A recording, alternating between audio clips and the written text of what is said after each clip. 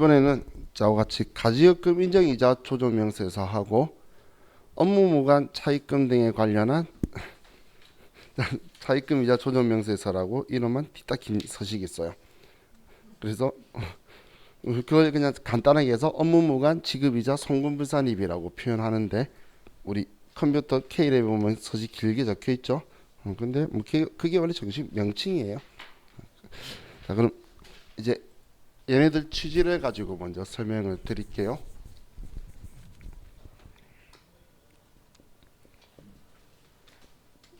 자, 우리 회사가 법인이 있어요.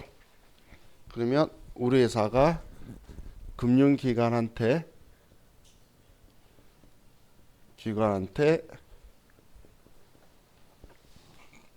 돈을 빌렸어요.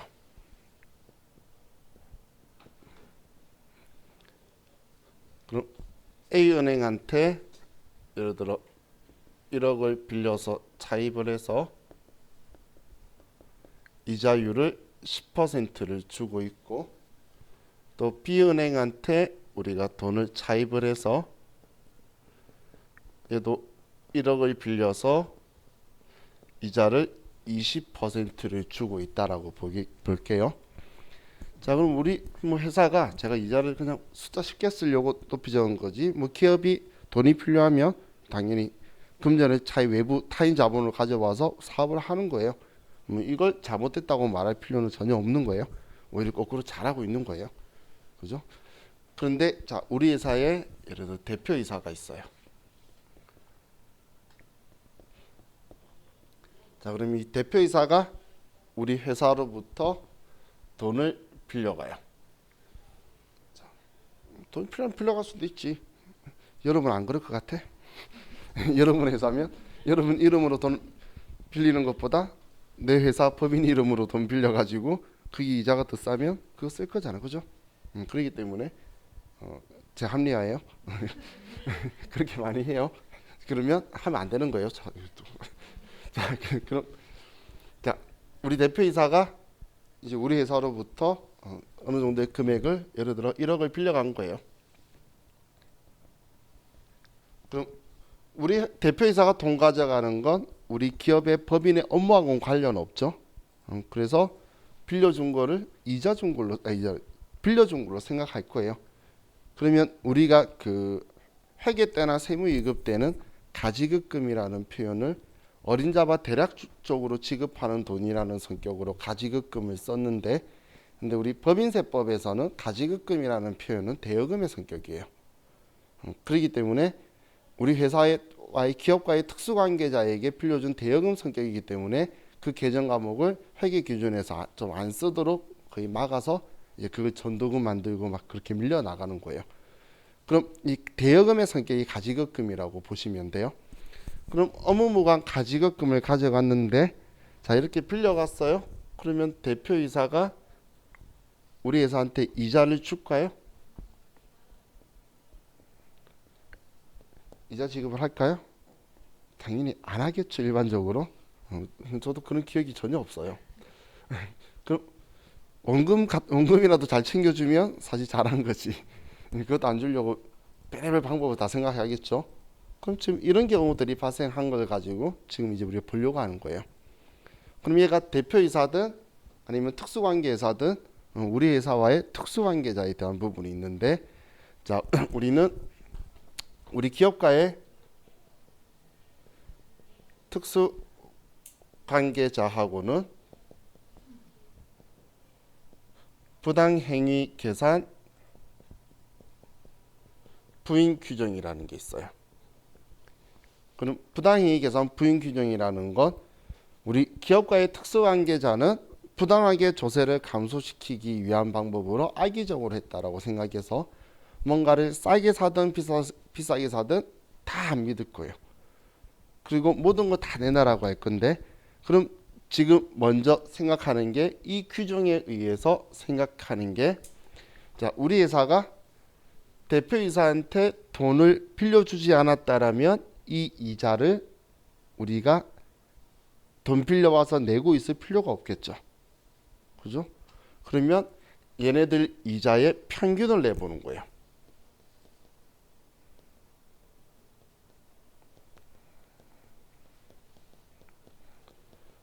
자, 가중평균 차입 이자율을 계산해 보면 전체 빌려온 거는 2억 원인데, 그죠? 얘 이자율은 10% 20%니까 평균 15%죠.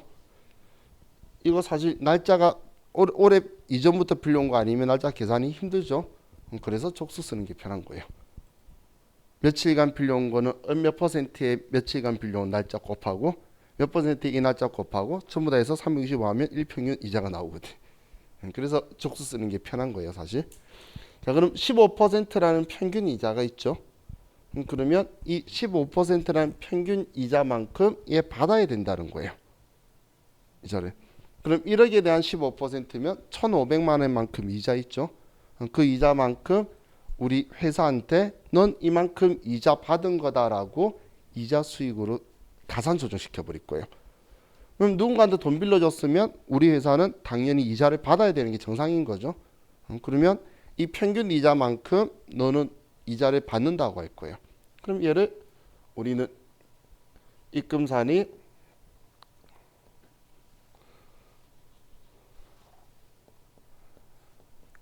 가지급금 이걸 인정이자라고 하는 거예요. 인정이자. 대표이사가 부당하게 이익을 가진 것만큼의 우리 최소 평균 이자만큼은 얘한테 받아야 된다라고 해서 우리 회사한테 일단 가산 조정을 해서 이 이자만큼 집어넣고, 근데 이거 우리 회사가 가지고 있는 거 아니죠. 범위는 채잖아. 그래서 소득 처분은 방금 1,500이면 1,500만 원만큼 상여라든지 특수한 계산하면 기타 사유 유출이라든지 주주면 배당으로 처분할 거예요. 근데 이건 법인세법이 이야기한 게 아니에요. 이건 부당이익 계산 부인 규정에서 이야기한 거예요. 그럼 법인세법은 이걸 허용하고 있으면 될까요? 아니겠죠? 그래서 법인세법은 또 따로 이야기할 거예요. 야, 너 저한테 저런 업무하고 관련 없이 돈 빌려주는 행동 하지 않았으면 이 이자 비용 지금 3천만 원 내고 있는 거 다 낼 필요 없을 거잖아. 1,500만큼 낼 이유가 없겠죠. 그렇기 때문에 얘는 지금 이거에 대해 15%만큼 우리 회사가 비용 처리한 이자 비용 처리하면서 3천만 원 낸 거를 또 송금불산입으로 업무무관 자산 지급 이자 1,500만 원만큼 또 얘를 비용으로 인정 안 할 거예요. 그러면 우리 회사도 딴짓거리에서 가산조정 2번 받는 거예요. 부당이익 계산 부인 규정에서 받는 거고, 법인세법에서 업무하고 관련 없는데 이자 줬으니까 비용 인정 안 해서 또 맞고, 그러면 2번 우리는 맞게 되는 거고, 이거에 대해서는 우리는 기타 사회 유출로 추가 과세를 하진 않을 거예요. 그래서 우린 2가지 부분이 있는데, 그래서 우리 교재에 있는 첫 번째 481페이지는 가지급금 인정이자고, 그리고 우리 교재 또 이제 486페이지로 가면 이제 업무무관 자산 지급이자라고 적혀 있죠. 그럼 업무무관 자산에 사실 이것만 들어가는 건 아닌데 이것도 업무무관 자산에 들어간다는 거예요. 업무무관 자산 지급이자라는 건 우리 회사가 이자 내고 있는데 봤더니 우리 회사 재산에 쓸데없이 보트가 있고 막 별장이 있는 거예요. 법인이 힐링하기 위해서 쉬기 위해서 보트가 있어야 되나? 말도 안 되는 이야기죠. 그렇기 때문에 너 그거 안 샀으면 이자 안 냈다는 거예요. 그렇기 때문에 그 이자 낸 비율만큼을 계산을 해서 전부 다 이자 비용을 인정 안 할 건데, 그 중에 지금 이 규정이랑 같이 섞여 있는 얘도 같은 조건으로 포함해서 같이 불러오게 할 거예요. 그래서 얘 2개가 같이 나오게 되면 얘를 먼저 작성해서 먼저 혼내고, 그리고 나서 이 이자도 같은 조건으로 해서 적용해서 할 거니까 연결이 되어 있다라고 보시면 돼요. 자, 그럼 지금은 가지급금 인정이자 조정을 먼저 볼 건데, 자, 가지급금 인정이자 조정 내용은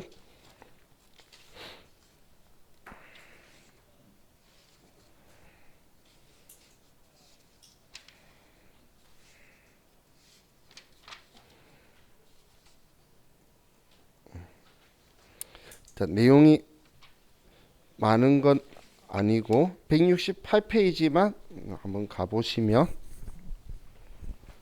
168페이지 그게 가지급금 인정이자라고 적혀 있죠.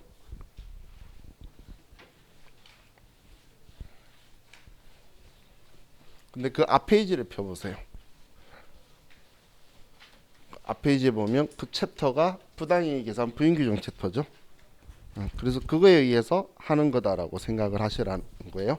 이 부당이익 계산 부인규정은 법인세법의 규정이고 다른 세법에서는 법인세법의 이 규정을 인용해서 쓰는 거예요. 그래서 다 법인세법에서 온 거다라고 보시면 돼요. 자, 그럼 이 가지급금의 범위라고 적혀 있는데 당연히 대여금이든 가지급금이든 우리 개정 과목은 중요하지 않아요. 우리 특수관계회사든 특수관계자든 이 사람들이 우리 회사한테 그 돈을 가져가고 거기에 맞는 합당한 이자를 안 준다는 이야기예요. 그럼 자, 우리는 인정이자라고 적혀 있는데 일반적인 경우 적혀 있죠. 일반적인 경우에는 가지급금 적수하고 인정이자율이라고 적혀 있는데 이 가지급금 그 적수 계산하는 일반적인 경우는 우리가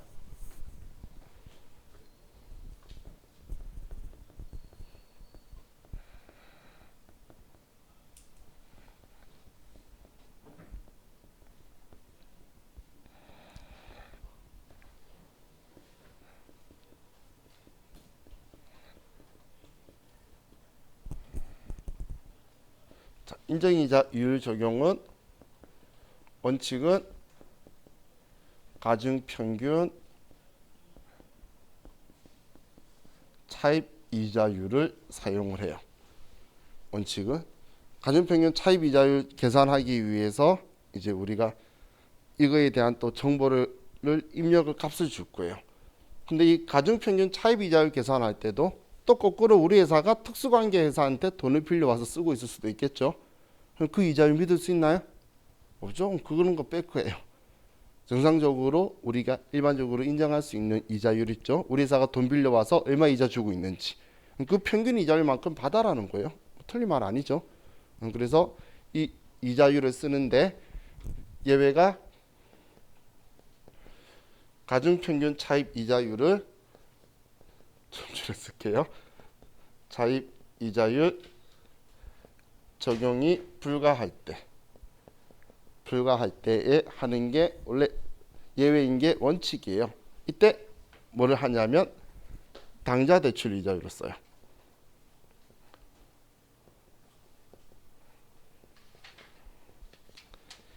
이럴 때 당좌 대출 이자율을 적용을 할 거예요. 그럼 당좌 대출 이자율을 적용을 하면 좋은 점이 뭐냐면 가중평균 차입 이자율을 계산하기 위한 이자율을 계산하기 위한 값을 안 줘도 된다는 거예요. 그런데 제가 뭐가 원칙이라 그랬죠? 중요한 거예요. 시험에서 계속 예를 줘요. 계속 가중평균 차입 이자율은 얼마다. 그럼 여러분은 그래 하고 지나가야 되지. 이거 쓰라는 건가 생각하면 안 돼요.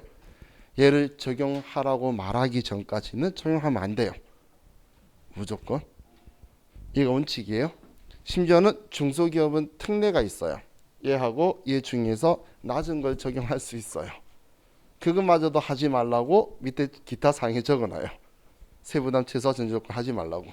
그러면 당좌대출 이자율 써라고 말하지 않는 이상은 무조건 가중평균 차입 이자율을 쓰는 게 우리 전제조건이니까 당좌대출 이자율 알려준다고 해서 걔를 체크하고 걔 이자율로 들어가시면 이 소식은 게임이 끝나는 거예요. 왜냐하면 뒤에 값이 다 하나도 안 맞거든. 그러면 큰일 나겠죠. 자, 그럼 우리 지금 그 이 이자율을 계산할 때 인정이자의 동그라미 3번에 보면 동일인에 대한 가지급금과 가수금은 서로 상계한다고 적혀 있죠. 대표이사한테 돈을 가지급하기도 했는데 우리 회사가 또 차입금이 있는 거예요. 대표이사한테. 그렇다면 그 척수 계산을 해서 그거는 상계하고 나머지 가지고 이자 받아라고 계산할 거라는 거예요. 그것 때문에 가지급금 가수금을 다 불러올 거예요. 이 사람한테 발생한 걸. 자, 그리고 우리 4번에 보시면 특수관계자로부터 차입금, 채권자 불분명, 비실명 채권, 증권 등에 해당하는 차입금 즉수는 제외한다라는 것. 이 가중평균 차입 이자율 계산하는데 특수관계자한테 돈 빌려온 이자 못 믿는다라고 했죠. 그리고 도대체 누군지 모르겠는 거야. 채권자가 누군지 모르는데 이자를 주고 있어요. 자, 채권자 누군지는 알겠어. 못 믿겠어. 예를 들면 삼성전자가 쟤한테 100억을 빌렸다고 하면서 이자를 1억씩 주고 있는 거예요. 믿을 수 있나요? 저는 못 믿겠어요. 한마디로 이건 진짜 못 믿겠죠. 그럼 수령자도 제가 쟤인지 아닌지 모르는 수령자 불면 채권 이자라든지 이런 것들은 가중평균 차입 이자율 계산할 때 사용하지 않는다라는 거예요. 우리 기업들 그런 데 많죠. 애가 3살인데 걔한테 막 한 몇십억 빌렸다고 해가지고 애 통장으로 이자 차고차고 주고 있잖아. 그런 신기한 사람들이 많아요. 그죠? 그런 것들은 가중평균 차입 이자율 계산할 때 수령자가 걔인지도 못 믿겠고 걔가 채권자가 맞는지도 불분명하죠. 그런 것들은 인정 안 한다. 그런 이야기예요. 자, 그럼 우리는 지금 가지급금 인정이자 조정 명세서니까 자, 이걸 가지고 다시 우리 교재로 481페이지로 가면 자, 481페이지에서 제가 다시 근데 거의 비슷한 거니까 정리를 하면 자, 가지급금 의미와 범위라고 적혀 있는 곳에 아래 동그라미 1번부터 7번까지가 있죠. 자, 여기를 보시면 자, 지금 얘 바로 위에 적혀 있는 게 다음의 금액은 가지급금 등 범위에서 제외한다라고 적혀 있죠. 그러면 얘 빼고 입력이 돼야 된다는 이야기예요. 가지급금이라고 되어 있는 거에서. 그래서 만약에 불록이 했는데 걔가 있으면 걔는 빼야 되고 불록이 안 되고 직접 써라 그러면 얘네들 빼고 써야 되는 게 테스트가 될 거니까. 자, 첫 번째는 미지급한 소득에 대한 소득세 대납액이라고 적혀 있죠. 자, 우리 배당이나 상여금을 우리 결의하고 실제로 못 냈을 때 있잖아. 그때 우리가 대납해 준다라고 했죠. 그랬다 실제 지급할 때 빼고 줄 거랬잖아. 근데 이걸 가지고 가지급금이라고 처리한다 하더라도 여긴 들어오면 안 되겠죠. 그걸 이야기하는 거고. 그리고 2번은 뭐 크게 필요한 거 아니고 자, 우리 5번 자, 사회로 유출된 금액의 귀속이 불분명하여 대표자에게 상여 처분한 금액에 대한 소득세를 법인이 납부하고 가지급금으로 계상한 금액.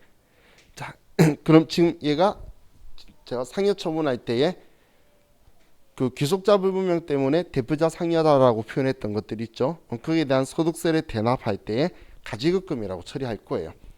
근데 이걸 가지고 또 실제적으로 이 사람한테 발생한 게 아니라는 건 알겠죠.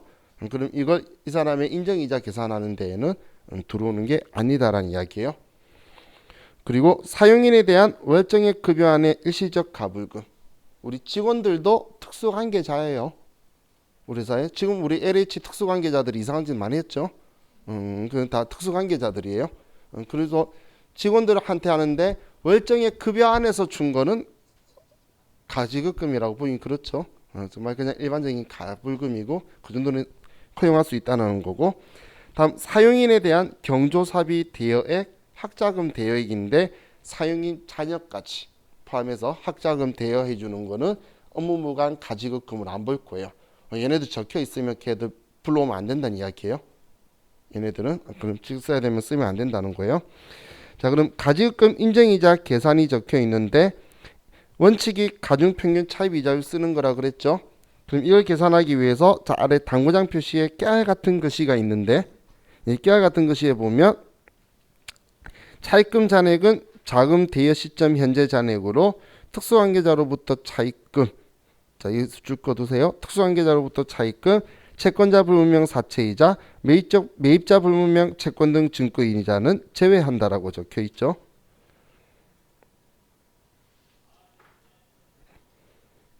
그죠? 이게 기억해야 되는 거예요. 얘를 계산하기 위해서 우리가 어디서 얼마 빌려왔다 며칠 이거 쓸 거예요. 근데 이 사람들한테 빌려온 거는 안 쓰는 게 문제인 거예요. 또 평균 이자 낼 때. 그러니까 그 부분 기억하시라는 거예요.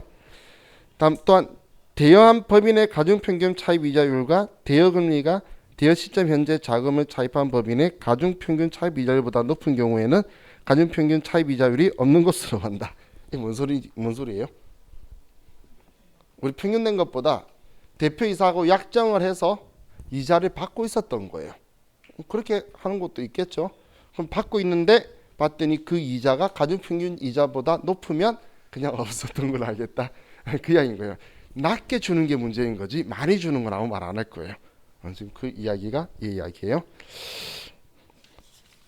자, 다음 페이지 넘기시면 또 예외라고 적혀 있는데,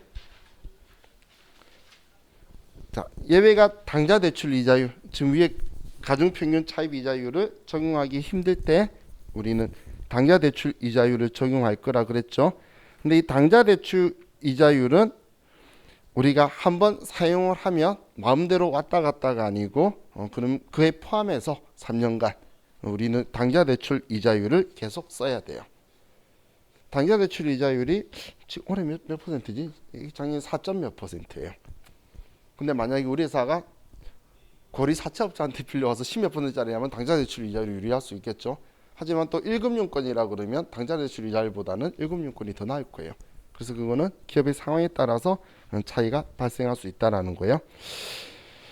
자, 그럼 자, 우리 이제 이자가 차이가 나는데, 이자가 매년 평균 이자는 틀릴 수가 있겠죠. 우리 회사가 돈 빌려오는 게 올해도 빌려오고 뭐 전년도에도 빌려오고 했을 건데, 대표이사가 전년도에 돈 빌려서 약정하라고 이자 주고 있는데 우리가 빌려온 거에 대한 이자율이 높아지고 있을 수도 있겠죠. 그러면 차이가 발생할 수밖에 없는데, 그걸 애누리 없이 전부 다 우리 처리하느냐? 그건 아니고, 얘가 5% 이상 차이가 나면 그때 이제 우리는 업무무관 가지급금 인정이자로 해가지고 처리를 할 거고, 그게 아니면 이제 5% 이내면 차이가 날 수 있으니까 인정해 줄 거라는 거예요. 물론 이 앞에 말한 것처럼 대표이사가 준 이자가 실제로 더 많으면 그런 그걸로 끝인 거고, 근데 비현실적이지만 그 이자의 차이가 3억 이상이 난다. 이자가 3억 이상이면 이건 어마무시한 사건이죠. 그죠? 그런 거나 3억 이상이 그럴 리가 없겠죠. 근데 지금에는 크게 신경 안 써도 되는 게, 컴퓨터가 그래서 차이가 얼마 안 나면 옆에 조정액이 안 떠요. 다 입력하면.